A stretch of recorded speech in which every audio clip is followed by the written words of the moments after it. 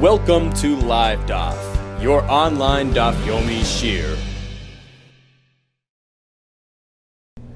Shalom and welcome back to today's Daf Yomi, Brachos Daf Mem Aleph, where 5 lines from the top says the Gemara, Hoyu lefanav minin harbe.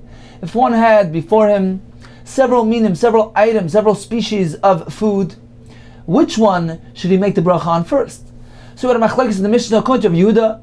If amongst them is min shiva, from the shiva saminim, from the 7 special significant species that Eretz Yisrael was nishtabeach, was praised on them, if amongst them is one of the shiva saminim, he's meant to make the bracha on the shiva saminim. According to Rabbanon, that's not necessary, but rather mevarech al ezemen sheyirtze, he can make the bracha on whichever one he prefers. He should make the bracha on the one that is favorite to him, that is dear to him. On that one, he's meant to make the bracha. Explains the Gemara the background, the basis, the context of this machlekes. Amar ula machlekes, this discussion, this dispute, is only in the following scenario. When all the items in front of him have the same bracha. He has a couple of items of different types of fruit. He has apples, he has olives. In that case, they both require the same bracha of ber preetz. He's going to make one bracha of ber preetz on one of them and be moitzi the other ones. He need not make more than one bracha. He makes one eitz and exempts everything else. In that case, there is a machlekes between Yehuda and Rabbanan on which item, which one should he choose to make the ber preetz, and by doing so to be moitzi everything else. Again, Amar ula machlekes b'sheberchaisei and shaves, when we're dealing with items that have the same bracha. The Rabbi Yehuda savar min shiva adif, the item that belongs to the shiva saminim, that is more significant, that is more chashiv, that is more prominent. Therefore, you should make the bracha on that item. You should make the eitz on the olive, and by doing so, be moitzi, exempt the apples. Rabbanan sabri no, min chaviv adif, the type that is more favored by him, that is more dear to him, that takes precedence. He should make a bracha on the item that he likes better. By doing so, he will praise Hashem with a greater and deeper praise. Make a bracha on that, and be moitzi everything else. According to Yehuda, we look at the significance of the item itself. Since the shiva saminim is more prominent, the bracha that will be applied, that we recite on the shiva saminim, is a more significant bracha, and therefore that is what is meant to be said, and use that bracha to be moitzi everything else. According to Rabbanan, we look at the person. What do you like better? What would bring about a greater praise in your mind, in your heart? Something which is chaviv to you, something which is more dear to you. Therefore, make a bracha on that one and be moitzi everything else. Aval, says the Gemara, but b'she'em b'chasein shabbos, if the items don't have the same bracha, he has a vegetable with a fruit. In that case, he's going to have to make 2 brachas in any case. He can't merely make one bracha and be moitzi the other one. He needs to make a adam on the vegetable and a eitz on the fruit. In that case, everybody will agree. First, he makes a bracha on one item, the one that is more dear to him, and then he proceeds and makes a second bracha on the next item. Since when the brachas are not shavis, are not equal, he has a vegetable and a fruit, the bracha on one of them won't be moitzi the other one. Explains Rashi, although we find that if one would recite a ber hadam on a fruit, he has fulfilled, he was yaitse, as we said in the Mishnah earlier, on Daf Mem Aleph. Says Rashi, that is only if he was taught, he did it inadvertently. But certainly l'chatchila, one is not meant to recite a adama on a fruit. Therefore, when he has a vegetable in front of him and a fruit in front of him, he's meant to recite a adama on the vegetable, and then, if that is dear to him, that goes first, and then recite the eitz on the fruit. He can't be moitzi the fruit with the berachas adama of the vegetable. So in this case, everybody agrees that the chaviv takes precedence.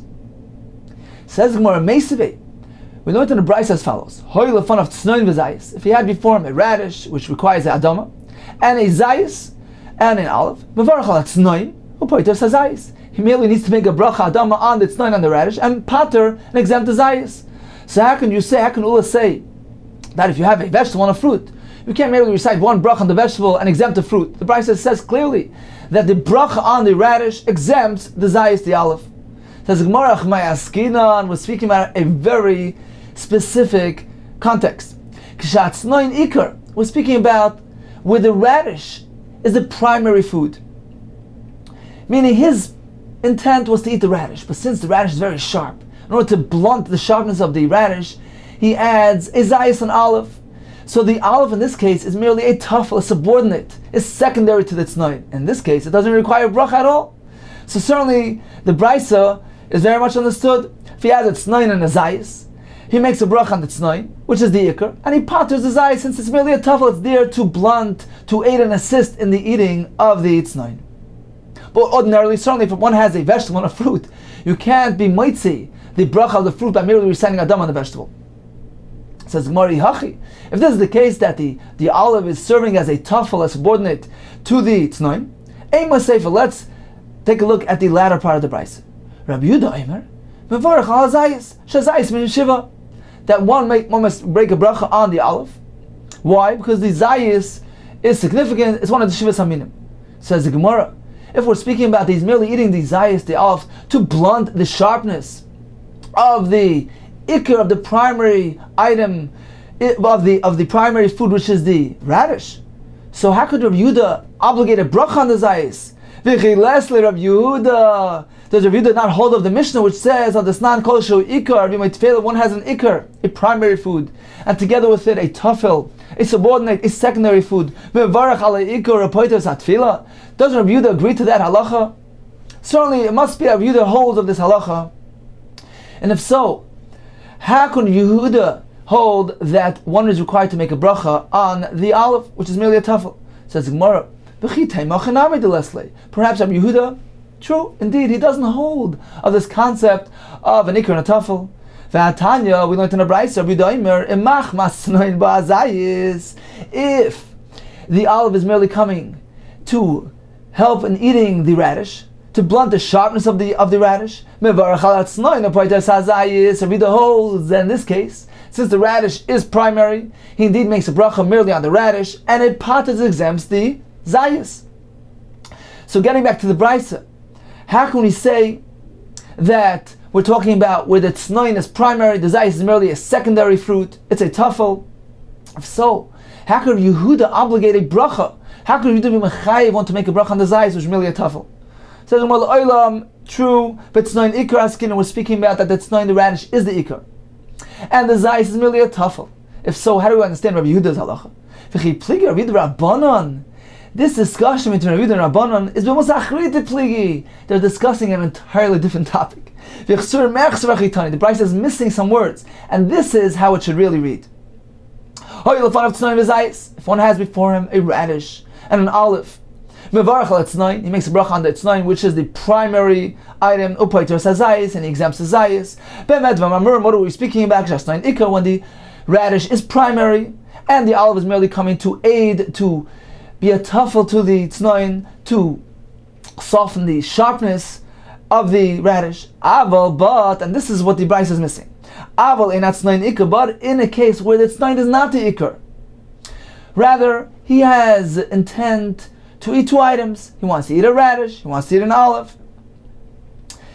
Neither one is an ikar, neither one is a tafel. They're both equally important and significant. In this case, divrei hakoil, everybody will agree, mevarach al zeh v'choyzim v'al chazeh, that needs to make a bracha on both of them.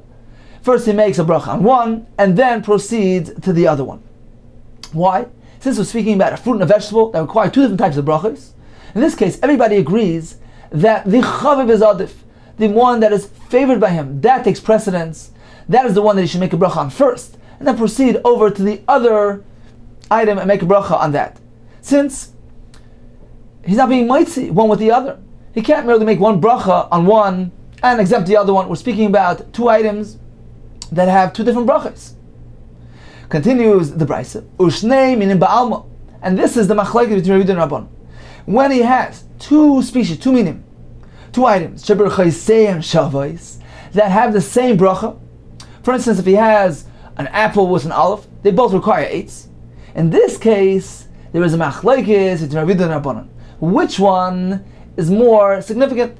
On which one should he make his bracha? According to the Tanakama, he is meant to make the bracha on the one that is more dear to him, the one that he's roitze, that he likes better. Make a bracha on that one, regardless of whether it's shivas haminim or an ordinary fruit. You can make a bracha on the apple if he likes it better, and be mitzi the olive. Rabbi Yehuda Omer, no, mevarech al hazayis. He's meant to make the bracha on the aleph.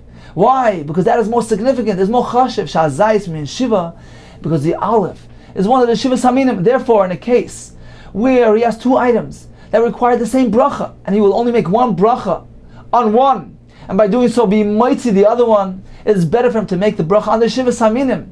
This way, the bracha will be more chashiv, more significant bracha. A bracha on shivas haminim is of a higher status, more prominent. Do that and use that bracha to be mighty, to exempt the other item, the apple, from its bracha. So this is exactly the way Ula described the machlokes of Ridin Rabbanon. Machlokes is merely strictly in a case where both items carry the same bracha. The question is, which one should have the bracha and be mighty to the other one? According to Rabbi Yehuda, it is the shivas haminim. According to the Rabbanon, it is the min that is more chaviv, that is more dear to him. Continues the Gemara, a similar discussion. Pligi bar Rab Ami v'Rabbi Yitzchak Nafcha is actually a machlokes in the interpretation of the Rabbi Yehuda and Rabbanon machlokes between Rav Ami and Rabbi Yitzchak Nafcha. One will say exactly like Ula said, that the machlokes is only when the Brachos say in Shabbos, and one will say that the machlokes is not only when Brachos say in Shabbos, but also when the brachos are varied, when we have two different types of brachos in front of him. Explains the Gemara. Pligi bar Rav Ami v'Rabbi Yitzchak Nafcha. There's a machlokes regarding how to interpret this sugya of Yehuda and Rabbanon. There's a machlokes between Rav Ami and Yitzchak Nafcha. Chad Amar once said, machlokes, the disagreement, the dispute is only b'shebachas in Shabbos, when both items carry the same bracha. The Rabbi Yehuda Savar ben Shiva Adif. Rabbi Yehuda says the one that belongs to Shivas Haminim, that Adif, that takes precedence. I should make a bracha on that one and exempt the other one. Rabbanan Savri min Chaviv Adif, the one that is more dear to him, that is more significant. That is a greater praise to Hashem. You should make a bracha on that and be mighty the other item. Aval bad b'she'em b'chasem Shabbos. But if two items don't have the same bracha, their brachas are not identical. He has a vegetable and a fruit. In that case, everybody agrees. He makes a bracha on the one that is more favorite to him, and then makes the other bracha on the other item, just as Ula presented their machlokes. So this is one shita, and the other shita, the other one holds. We had a machlokes in Rav Ami Yitzchak Nafcha. So one of them holds like Ula. The other one said as follows. Even in the case where the brachas are not identical, he has two different items in front of him. He has an eitz or adama. He has a fruit and a vegetable. Even in that case, there is a machlokes between Rabbi Yehuda and Rabbanon. Again, there is also machlokes between the Rabbi Yehuda and Rabbanon. According to Rabbi Yehuda, he makes the bracha on the shivas haminim. According to Rabbanon, he makes the bracha on the chaviv. Says, well, let's try to analyze this. It's all good and well, it's all understood. According to the Manda Amar, that says that the machlokes is discussing a case where we have two items that have the identical bracha, and the machlokes is which one should be the one to carry the bracha and be mighty to the other one.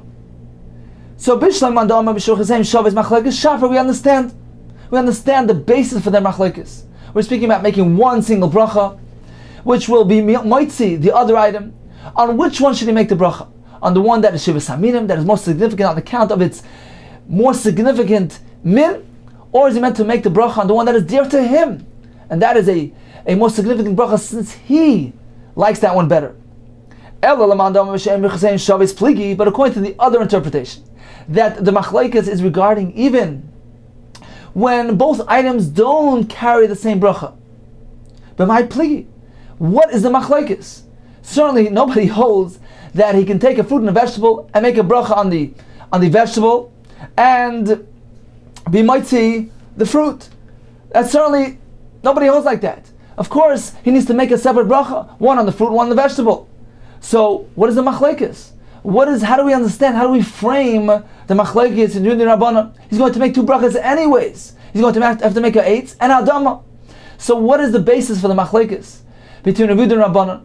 When one needs to make both brachas, what is Yehuda saying? He makes a bracha on the min shiva. The Rabbanon is saying he makes a bracha on the chaviv. He's going to have to make both brachas anyways. Says the Gemara, very simple. The question is which one to precede, which one comes first. According to Rabbi Yehuda, he's meant to make the bracha first on the Shivas Haminim. That is meant to come first, since that is a more significant bracha. According to Rabbanon, he's meant to make the bracha on the one that is more dear to him, on the item that is more chaviv to him. So certainly he's going to make two brachas. He's not going to make one bracha and be might to the other one. The question is just which one should come first. So in conclusion, regarding the machlokes between Yehuda and Rabbanon, when one has several items in front of him, we have two approaches in the Gemara. One approach in the Gemara, which was Ula, that the machlokes is regarding on which item should he make the bracha to be mighty the other one. We're speaking about both items carry the same bracha. They are b'chesem shavos. The question is, which one should be the one that carries the bracha and exempts the other one? According to Rabbi Yehuda, we look at the item, the most significant chavtza. The min shiva takes precedence. According to Rabbanan, the min chaviv, what is personally more favorable to you, that is most significant. That bracha is more chashiv, and he makes a bracha on that one and is mighty the other one. According to the second interpretation of the Gemara, the machlokes between Rabbi Yehuda and Rabbanan is not only in a case where he's coming to be mighty one item by making a bracha on the other item, the case of b'chesem shavos, but even the case where ain't b'chesem shavos, where both items have two different brachas. One's a eitz, one's a dama. The question is lahakdim, which one should take precedence? Which one should be the first bracha? According to Rabbi Yehuda, the most significant bracha, the one on Shiva Saminim, that should be first. According to Rabbanan, the one that he favors most, he should make a bracha first on the chaviv, and then proceed to the other item. Continues the Gemara, so where do we find this concept that one is meant to make a bracha on the item that is more chashiv, that is more significant? He's meant to precede his bracha on that item before anything else. Says the Gemara, the Amar of Yosef, V'yitem Rav Yitzchak, Kol ha'muktim b'pasuk zeh muktim b'bracha. We have a pasuk that lists for us these 7 species, the Shivas Haminim, and Rav Yosef tells us that whatever the Torah lists first, that is meant to come first regarding bracha. Shenemar, Eretz chita v'sa'ira, land of wheat and barley, v'gefen, a vine, v'te'ena, fig, v'rimoin, pomegranate, Eretz zeis shemen udvash, a land of zeis shemen, of oil olives, udvash, and honey, referring to dates. So the pasuk here is describing Mishabech Eretz Yisrael on account of its unique fruits. And if the Torah is coming to praise Eretz Yisrael on account of these special fruits, apparently the listing has a significance. The fact that the Torah lists it in this order, the Torah is indicating to us that whatever comes first is indeed more significant than the one that follows it. And regarding bracha as well, one should make a bracha on the first one on the list of Shivas Haminim before the second one.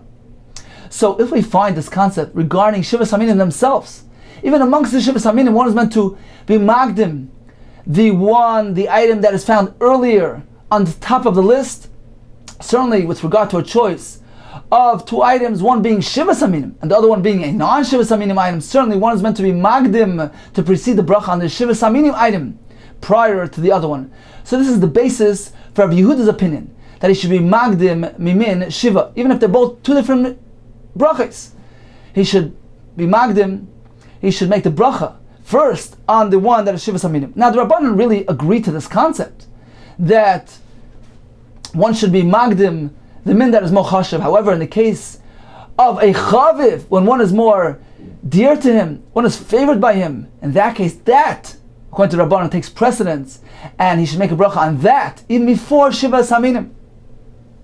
Says the Gemara, now this interpretation of the pasuk Eretz Chitz Tzayir, the pasuk is coming to teach us the shvach, the praise of Eretz Yisrael, that is at odds with Rav Chanan, a plea of Rav Chanan. Don't Rav Chanan, the pasuk is not merely coming to praise Eretz Yisrael on account of its unique fruits, but rather the Torah makes a list of all these items which are used for various halachas, as we will see. Chita, what do we use chita for? Desnan hanichas l'bayis hamenuga. We know that a bayis, a home that contains a nega, is tamei. If one enters the home, it becomes tamei. If an item enters the home, it becomes tamei. But if a person enters the home with his clothing being worn on him, he's wearing his clothing. In that case, the clothing are not considered to be its own item. They're subordinate to the person, about to the person. They're his clothing, and they don't become tamei as they enter the home, unless he lingers, he sticks around for a while. The time frame that is required to eat a suda when one sticks around, lingers around for that long, him and his clothing become a tummy. The tumah of the person extends over to his clothing, and they too become tummy. Let's see the mission. If one enters a home with a nega, the kelev seifav, he has clothing on his shoulders, he's not wearing them. The sandalov and the sandals, the rings, he's holding them in his hands. In this case, they're not considered to be in the status, they're not classified as his clothing, they're merely items. Him and them become tummy immediately. We don't need to wait. However, he's wearing the clothing, and the sandals are on his feet, being worn by him. The rings are on his fingers. In that case, they constitute begadim, they're his clothing. And hu tamim miyad, he becomes tamim immediately upon entry of this home. But the clothing, and they remain Torah until he lingers, as long as it takes to eat a half a loaf of bread. This is a bread that contains 2 sudais, so a half a loaf is considered to be 1 meal, which is a share of 4 beitzim. What type of bread? What is it made of? What type of grain? Paschitim, made of wheat. Pas-sa'ir, not of barley. Rashi explains, a paschitim is eaten quicker than a pas-sa'ir. Mesav, he's reclining, so he's focusing on his meal and eating quicker. Varcham beliftan, he's eating the bread with relish, it gets eaten quicker.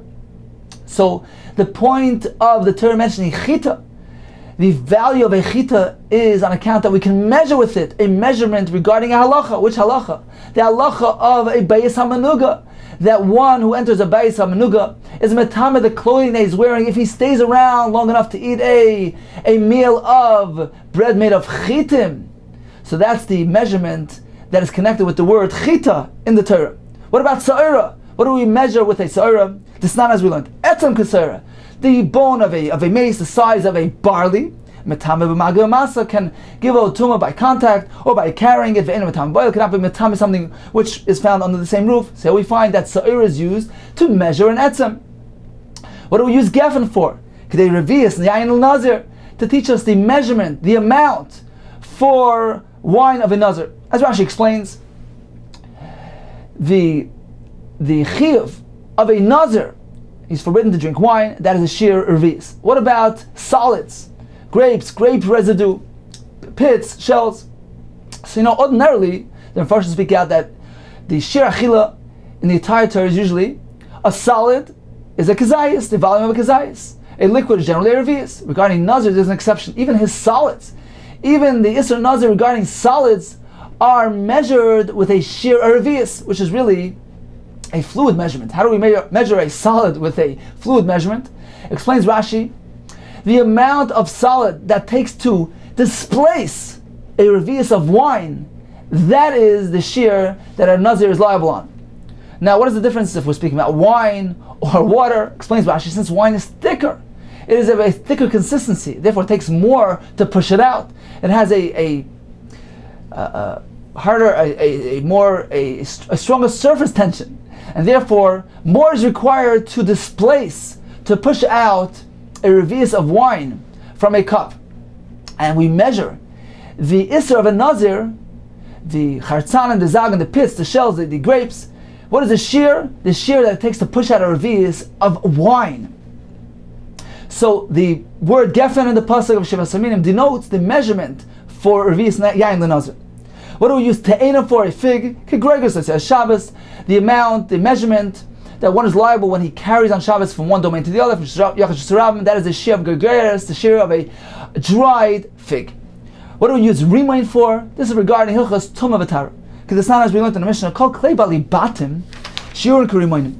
The vessel of a homeowner who generally tries to hang on to his vessels, even if it gets a small hole, the hole that a lentil will fall through, he'll save it, he'll hang on to the Kli, and he'll use it for a larger item. So until what point, how big must the hole be so that the Kli loses its status of a Kli and it's not Makabal Tum anymore? The Shiras can remind him like a pomegranate. So the point of remind is to measure a Kli. Eretz, Zei Shemen and Dvash. The pasuk concludes, Eretz, a land of Zei Shemen and Dvash, says the Gemara of Yisra Chanina, Eretz, a land, Shekol Shireh Kazeisim. All the measurements are measured with the volume of an olive. Says, what do you mean all measurements? Kol shiras hakadaitach, can you say all measurements? But we have a whole list of measurements that have no collection, not related to Zayis. Elo, you must say as follows, Eretz, Sherei Shireh Kazeisim, a land that most measurements. Rashi explains regarding achila, forbidden foods, chelev, dam, noiser, pigel. We measure them according to the measurement of the volume of Isaias. Finally, the pasuk says dvash, honey, referring to dates that produce the honey. It's used to measure the shir achila of Yom Kippur, which is the measurement of a keseves hagas, a large date. On Yom Kippur, we don't measure according to the volume of kezayis, since the Isra Yom Kippur is ashalei tu'una, one who doesn't afflict himself. Affliction is more than just eating. If a person eats a kezayis, he's still being afflicted. The shir that negates affliction, that is a share of a keseves hagas, of a large date. So finally we have the whole list of Shivas Haminim. Each one has a unique role in being used as a measurement for various halachas. So the pasuk is not coming to just praise Eretz Yisrael on account of its unique fruits, and indicating that one must follow the sequence of importance, of the significance, as is stated in the pasuk. One is meant to be magdim, to precede one bracha over the other. No, according to Chanan, the primary focus, the purpose of this pasuk, is to praise Eretz Yisrael on account of the fact that we measure different halachas by using these items. Explains Rashi. If so, there's no significance to one over the other. The Torah is not indicating any chashivas by the fact that it listed in this order, because all halachas, all different halachas in the Torah, are all equally significant. You can't say one is more chashiv than the other. So according to Rav Chanan, there's no mention of significance, of chashivas, of a need, a requirement to be magdim one min over the other. It's not found in this pasuk. It says, well, what would the Adam and the Amar do? Don't we need the pasuk to teach us these halachas? V'idach. How could he use the pasuk for Hagdama, to teach you the halacha that one is meant to be magdim, to precede one min over the other? The pasuk is not available. It's coming to teach us these halachas. V'idach. Hani shurim be'edim iksivi. Does the pasuk then express clearly these shiurim? We don't find it in the pasuk. Element Rabbanan. These halachas, these shiurim, were taught us by the Rabbanan. The Gemara in Eruvin says it's halach Moshe Sinai. So primarily we learned it from elsewhere. This pasuk is merely a remez across machta ba'alma. The pasuk is supporting, is the basis for the Rabbanan's teaching. So the primary focus of the pasuk is not to come teach us these halachas. We know that from elsewhere, and therefore the pasuk is available to teach us that there are certain minim, certain species that are significant, that are chashiv, and not only are they chashiv, but in the order which the Torah lists them, that is their chashivas, their significance. And one is meant to be precede the bracha on the one that is mentioned first, before the item that is mentioned second. Continues the Gemara. Rav Chizah, Rav Amnuna, Aviyasu V'Sadasa.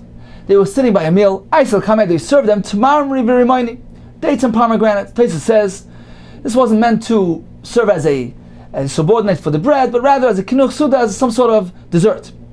Shakar Rav Amnuna, Baruch HaTamid B'Reisha. Rav Amnuna took the dates, made the bracha on them first before the pomegranates.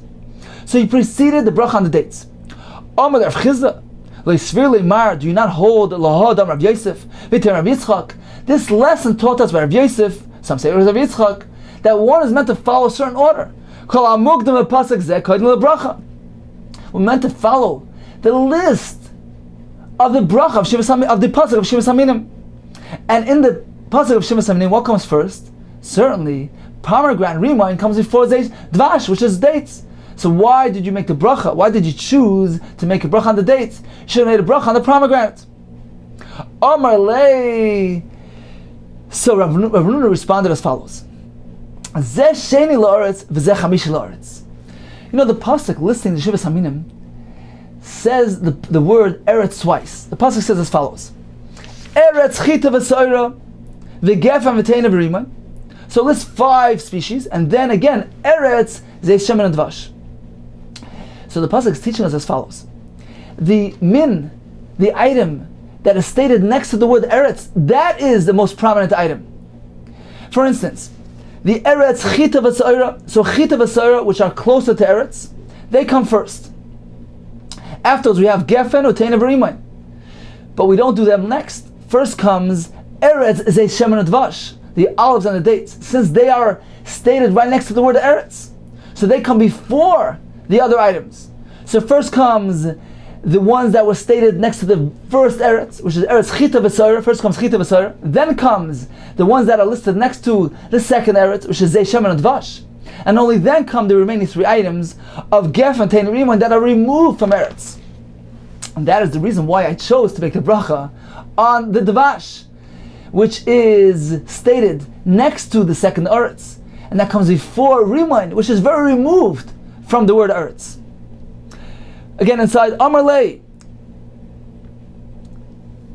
Zeh Sheni L'Eretz, dates, dvash, is stated second to the word eretz. Eretz Zei Shemen Udvash. So it's one removed from eretz. V'zeh, however, pomegranates, is Chamishi L'Eretz, is 5 removed from the word eretz, and therefore the dates come first. So certainly we follow the sequence of the pasuk, but there's another calculation that we need to pay attention to. Amar Leis, Rav Chizda was so enamored, and he said, "Man yovelon nagid parzla." I'm so impressed by this chiddush. I wish we would have feet, legs made from iron that don't tire. V'nishminach, and we'll follow you around and attend to you and serve you and learn from your teaching. Continues the Gemara. Itzma, we learned as follows: Hiviu lefneim te'enim v'anav m'sei chasuda. In the middle of meal, they were served te'enim, figs, and grapes. So again, they don't really serve as the main dish. They're not coming to enhance the bread. They're coming as a kinuach suda, as Rashi says. It's coming as sort of a dessert. It doesn't really belong. It's not really an integral part of the main meal. So what do? Says the Gemara, Amar Rav Huna tunem bracha lefneim. They require bracha prior to eating. We need to make an eitz. The bracha of hamoitzi does not exempt them, since they're not coming to be a tafel to subordinate to the bread. Therefore, the bracha on the bread is not mitzvah them. We require eitz. However, if ain't tuna bracha achreim, after eating them, we don't require a separate bracha. The bracha, the brachos hamazon, is part to them, since ultimately they're part of the meal. So the brachos hamazon parters them. So we require bracha before, not after. That is the shita of Rav Huna. V'chein Rav Nachman, tuna bracha lefneim, ve'in tuna bracha achreim. Rav Sheshes Amar, tuna bracha bein lefneim. You're right, you need a bracha beforehand because the hamoitzi doesn't exempt them.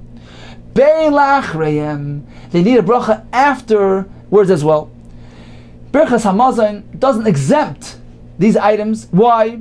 Because brachos hamazon only exempts items that come to satiate, to fill. These items aren't coming to do that. They're merely serving as a snack, as a dessert. Therefore, one is required to make a separate bracha achreina on these fruits. Continues Rav Sheshes. This concept of making a bracha only before and not after, we don't find. We don't find this type of concept of a bracha before and not after. Only in one case, only in a certain type of baked good, which is, Rashi explains, is ba bekisn, coming together with the toasted grains. And Rashi says these baked items are filled with seasoning, with nuts, and one generally eats it only as a snack, only a small amount. So certainly they require mezainis beforehand because they're grains, but afterwards we don't require a bona fide bracha achrein, we don't require a alamichya, but merely a ber nefashis. Rashi says they're equated to rice, which requires a bracha mezainis beforehand, but only a ber nefashis afterwards. So we only find this phenomenon of making a proper bracha before, not after, regarding pasal baba kisne. But not regarding your case of fruits during a meal. We can't say they require merely a bracha beforehand and not afterwards. They require a bracha beforehand and also afterwards. The brachos hamazon doesn't exempt them, since they're not coming to fill, to satiate. They're merely coming as a snack, as a dessert. So we have two shitas so far. Rav Huna and Rav Nachman require a bracha before and not after. According to Rav Sheshes, they require a bracha before and after. Says another shita, pligid Rav Chia. This is in the dispute of Chia's shita that holds on Rav Chia, pas bread and the bracha of hamoitzi made on bread, preteres kol minei machal. It exempts all types of food, even fruits that come during the meal. V'yayin, the bracha on wine, preter kol minei mashkim, exempts all other beverages. When one makes a bracha hagafen on wine, he's exempt from making a bracha on other beverages. So according to Rav Chia, no bracha is required, not a bracha before, nor a bracha afterwards. So in conclusion, regarding fruit that come during a meal, we have three shitas. Rav Huna and Rav Nachman say one is required to make a bracha beforehand. The hamoitzi on the bread doesn't pater them because they're not coming as a tafel, as a subordinate to the bread. They're coming merely as a dessert, as a kinuach suda. They're independent from the bread. However, brachos hamazon certainly will pater them. It paters even these items. According to Rav Sheshes, they require bracha before and after. Before, because the hamaitzi of the bread doesn't pater them. Why should it? The Brachos hamazon doesn't pater them as well, because the Brachos hamazon only comes to exempt items that come to fill, to satiate, but not merely as a dessert. According to Rav Chia has the other extreme. No bracha is required. The bracha of hamaitzi paters them too. They're considered to be somewhat subordinate to this bracha and to the bread. And the Brachos hamazon will pater them from a bracha as well. Amar Papa, Hilchasa. What is the final ruling regarding items that come during a meal? It depends. We have three categories. Number one, Devarim Aboy Machmas Hasuda. Items that come Machmas Hasuda, that come to aid in the eating of the bread. They're coming as relish, subordinate to the bread, to the pas, B'sei Hasuda, during the meal. For instance, Rashi says, like lifton, like relish. So these items ain't to unam bracha le'lefneim le'achreim. Don't require any bracha, not before or not after. Why?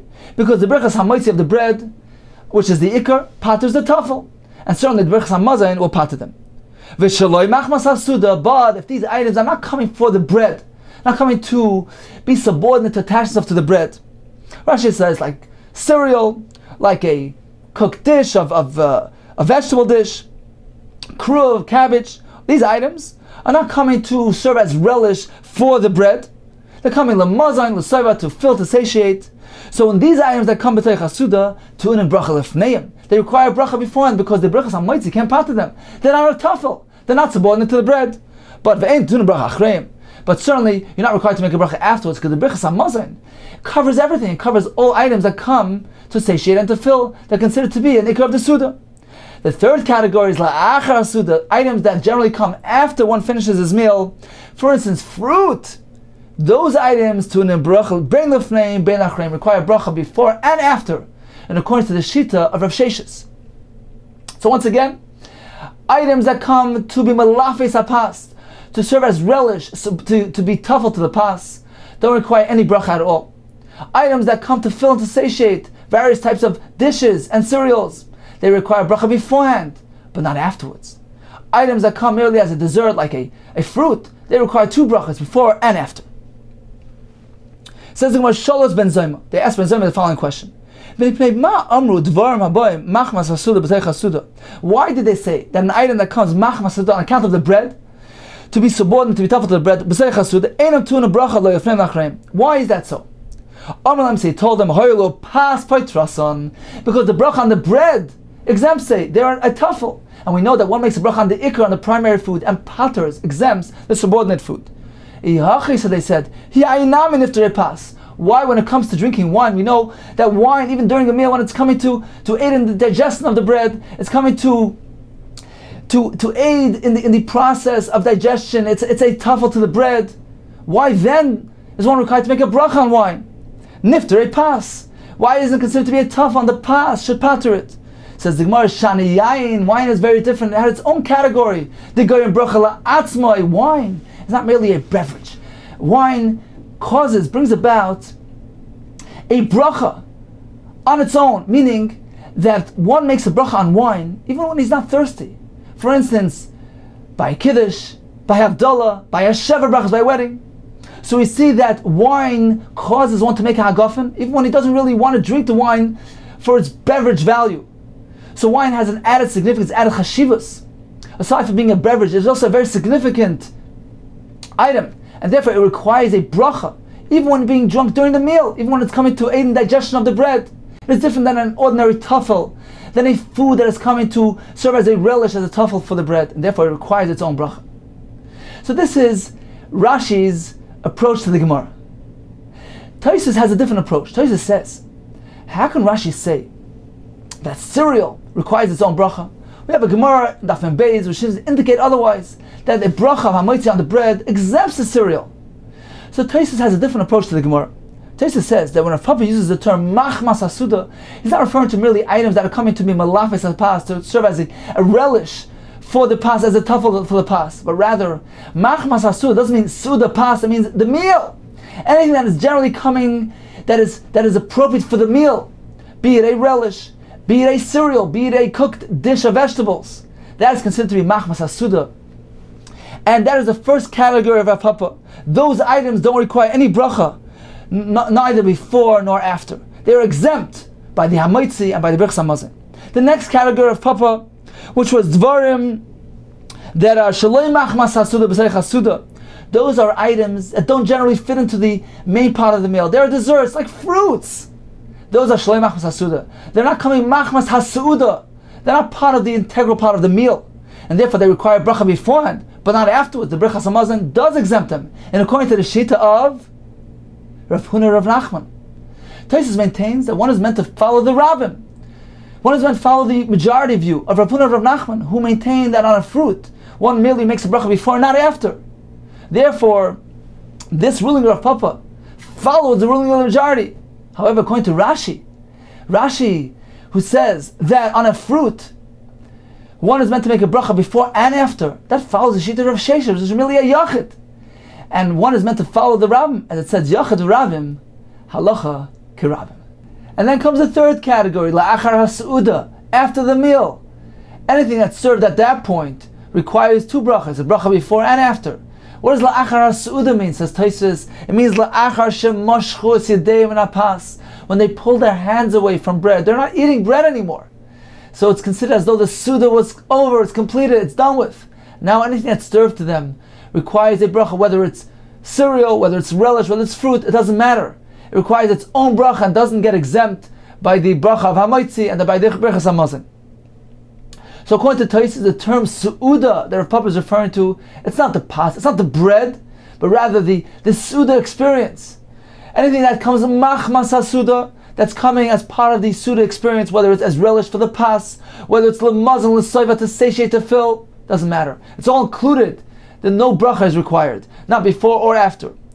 If it's something that's shaloi machmas hasuda, not something that really belongs into the main part of the Suda, it's dessert, like fruit, that requires a bracha beforehand, but not afterwards. And then finally, something which comes la'achar Suda means it's coming after the Suda is complete, after they finish eating their bread. They don't intend to eat bread anymore. So it's as though the Suda is completely over. And now anything that comes their way requires a bracha before and after. So let's quickly review the two approaches, Rashi's approach and Tosfos' approach. Rashi's approach is that the term Su'uda is referring to the bread, the pas. Rav Papa gives us three categories of foods that will arrive during the meal. Number one is something that comes machmas hasuda, that's something that's coming on account of the bread, coming to be malafes as a pas, to serve as a subordinate, as a relish for the bread. That doesn't require bracha before or after. However, something that comes shaloi machmas hasuda, not on account of the bread itself, it's coming l'mazayin, l'soiva, to satiate, to fill, even a cereal or a cooked dish. That requires its own bracha rishona. It's not exempt on account of the Brachos HaMaitzi, because it's not a tuffle to the pas, to the bread. But it doesn't require bracha afterwards. The Brachos HaMazon covers it as well, because it's coming to satiate. Brachos HaMazon covers anything that comes to satiate. And finally, la'achar hasuda, that's referring to items that don't have any connection to the main portion of the meal. It's not a main ingredient of the Suda, it's merely a fruit, it's like a dessert. In that case, we require two brachas, before and after. According to Tosfos, the word Suda is not referring to bread at all, it's referring to the meal experience, to the entity of the meal.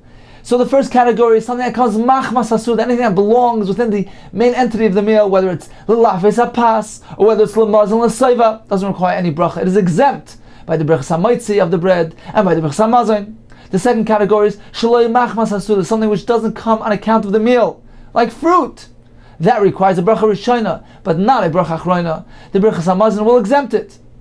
And finally, items that come after they already were moishech yedei min hapas, they have decided to finish with bread, so it's as though the Su'uda, the meal experience was terminated. And now, anything that comes their way, be it cereal, fruit, or anything, requires a bracha rishona and a bracha achrona as well, since it's not part of the meal anymore.